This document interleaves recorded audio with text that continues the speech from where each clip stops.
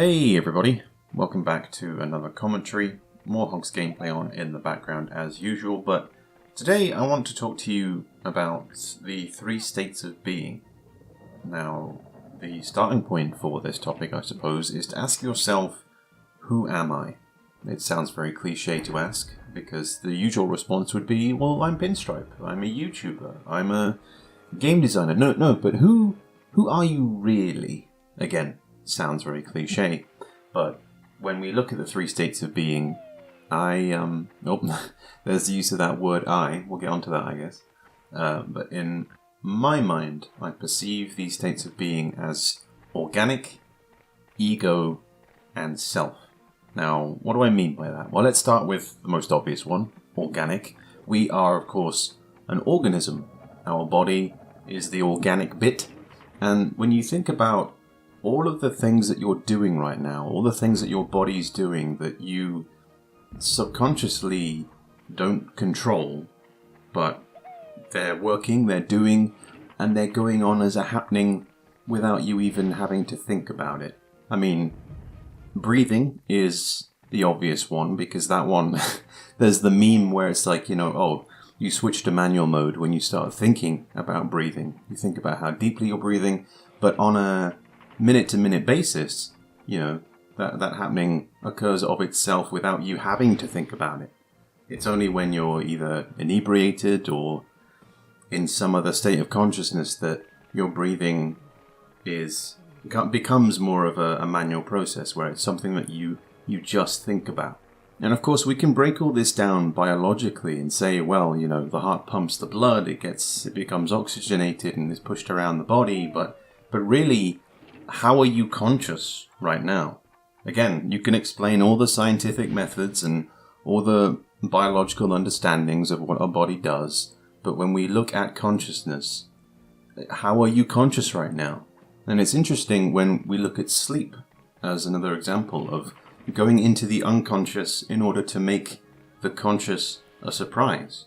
There's that theory of the Godhead in that life, and that cliche once more, there's going to be a lot of them in this commentary, I suppose, but that cliche of, everyone is the same person, we're all living the same life, and that life is split into these individual lives in order to experience life, to understand it, and to have a surprise.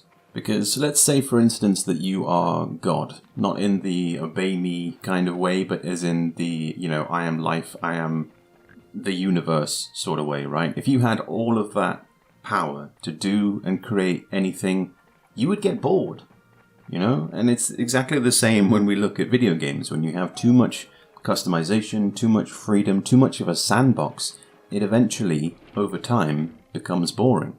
So what would you do as God? You would split yourself into many, many, many individual lives and experience it over and over again in different ways, as different people, as different insects, as different plants, as different animals. Because again, when you look at every species of animal or fruit or whatever existence lives within, you see yourself as the center of everything. You are the middle of the universe. And so, like I was questioning before, who or why is it that reset button is hit? And it plays to this idea that if you were God, you wouldn't want to remember everything. For every memory, there is a forgettery. Everything goes in pairs in the universe, it seems.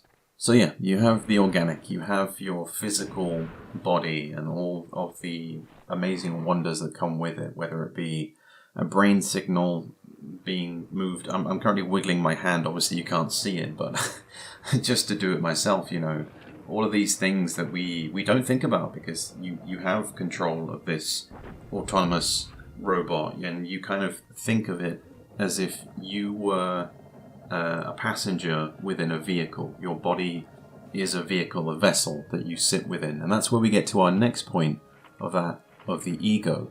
The ego is what engrosses the entirety of the world, I feel. Everyone is so engrossed within their own ego of who you are, who you define yourself to be within your personality, your persona. That is, again, connected back to the previous commentary that we did about taking off the mask and having that element of performance, everybody in the world right now is playing the game of life, because life and society is an illusion. All of these things we've conjured up for ourselves, how to live, how to do things, how to behave, how to eat, how to socialize, all these sorts of things.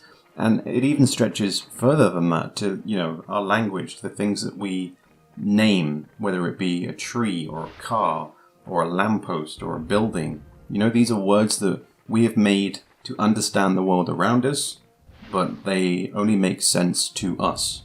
A tree to a bird is not a tree, just as the word tree makes no sense to anyone who doesn't speak English.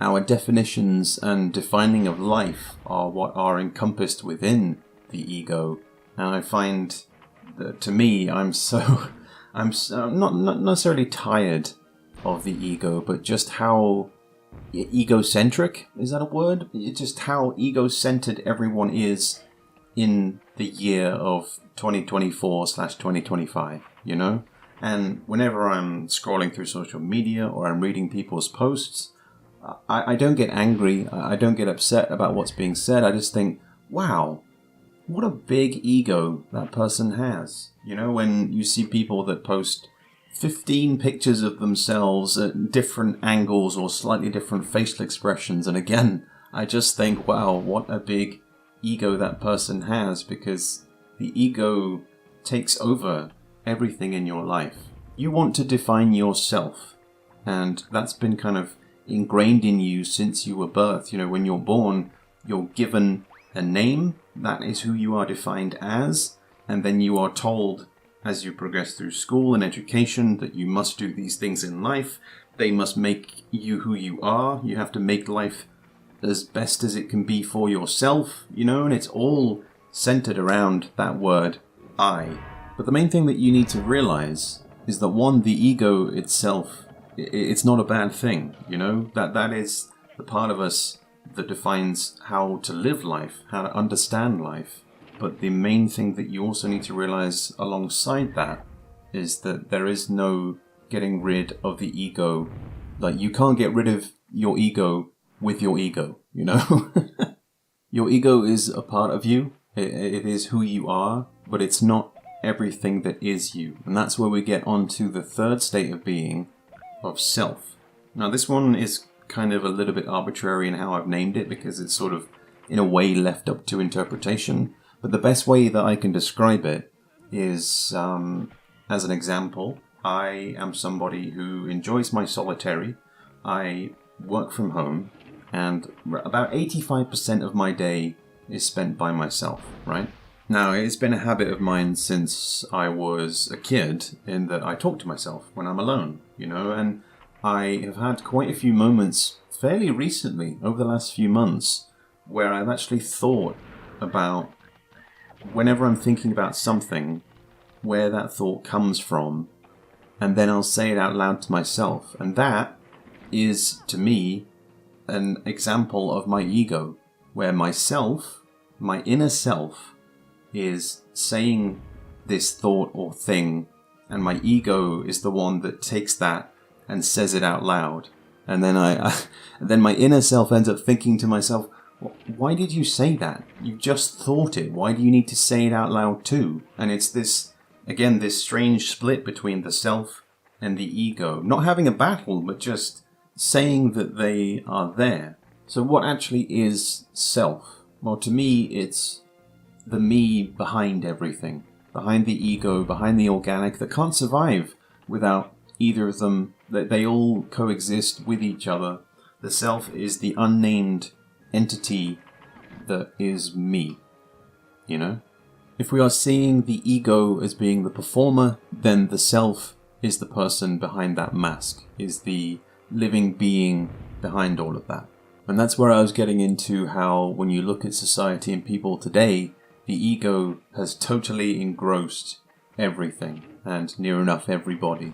Not to the degree of, everyone is super vain and just thinking about themselves, but also in the sense of that, people don't have time to look at their inner self and think about these things because they are too busy having to also care for the organic in just surviving life, but then also getting too engrossed within the game of life and all of the worries and pressures that come with that, whether it be getting a job, getting married, finances, rent, all the stuff that we call life that really don't actually matter, but our ego is so engrossed within that we are so deep in the game of life we forget everything else to do with the inner self. So I'll ask you again, who are you really? Let me know what you think in the comments, and I will catch you guys later for the next one.